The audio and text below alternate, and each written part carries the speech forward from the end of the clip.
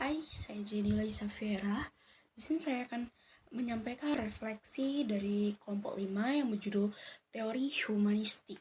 Nih, mungkin saya akan menyampaikan sedikit kesimpulan yang saya ambil dari kelompok 5 tentang apa sih teori humanistik itu dan pentingnya tuh bagaimana. Nih, teori humanistik itu tuh adalah pendekatan belajar yang bertujuan untuk memanusiakan manusia. Mungkin dari sini kita mengetahui memanusiakan manusia gitu.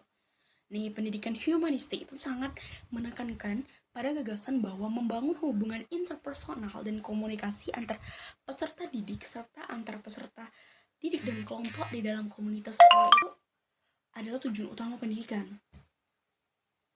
Jadi bagaimana kita menerapkan pendidikan ini?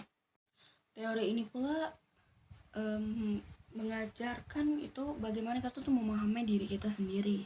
Jadi kita tuh disuruh memahami diri kita sendiri itu bagaimana, sehingga jika kita sudah memahami diri kita sendiri, kita tahu batas kita tuh bagaimana, kemampuan kita tuh bagaimana.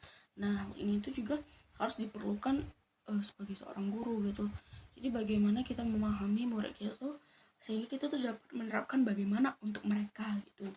Nah, jika hasil belajarnya ini meningkat, itu proses tersebut itu akan dianggap berhasil jika mengalami perubahan gitu dari yang mereka tuh memiliki pemahaman yang kuat tentang diri mereka sendiri dan pemahaman yang kuat tentang lingkungan mereka sendiri. Jadi ini tuh belajar bagaimana murid itu memahami diri mereka sendiri dan memahami lingkungan mereka. Karena jika mereka sudah memahami diri mereka, batas mereka tuh tahu kemampuan mereka di mana, kekurangan mereka itu di mana, sehingga tahu juga bagaimana caranya kita mengubah kita gitu, mengubah diri kita sendiri gitu.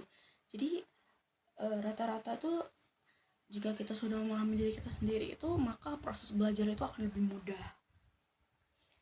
Mungkin itu saja. Maaf jika banyak yang kurang.